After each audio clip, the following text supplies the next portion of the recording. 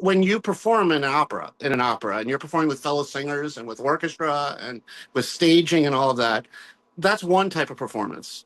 Next week, you're performing totally differently. It's you and a pianist. What's going to be the difference for you, and what's the difference for the audience in terms of what they get to experience?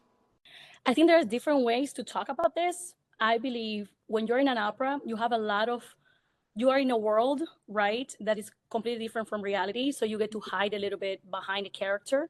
At the same time, you're not always on stage. So you take breaks, you go drink water, you go socialize in between the opera's happening, but you need a second backstage. Whether a recital is very intimate, there's no veil covering. You see all the expressions, you're more connected with the audience. And I think that's what makes it exhilarating. You can play a CD anytime, but a live performance of something catered to this audience cannot be replaced.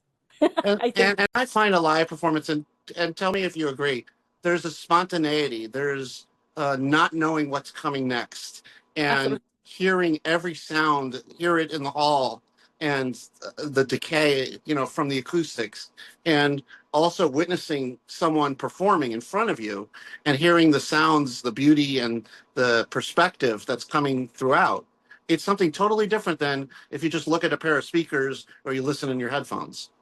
100%, 100%. And something else that happens, which is one of the reasons why I also love opera and live performances, is specifically because we're not amplified. Something happens, we transmit human wave, right, that connects directly to your brain as an audience, and then you cannot help but feel joy when the artist is transmitting joy, or even feel heartbreak. This is why opera is so precious. It's something that happens on an organic and physical level that we don't get when we are experiencing other genres or forms of entertainment. It's very interesting, actually, from a scientific standpoint. You perform with musicians all across the country in all types of instruments. What's different about the voice for you?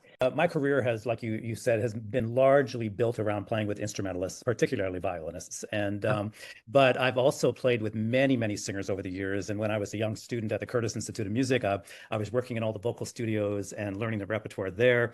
And I've always thought, as a pianist, as a collaborator, there is nothing greater than working with a great singer. It's the human voice, it's breathing, it's the languages which make it so expressive. Those things are not there with when you're playing with instrumentalists. Now, instrumentalists, of course, are incredible, but it's a whole different thing.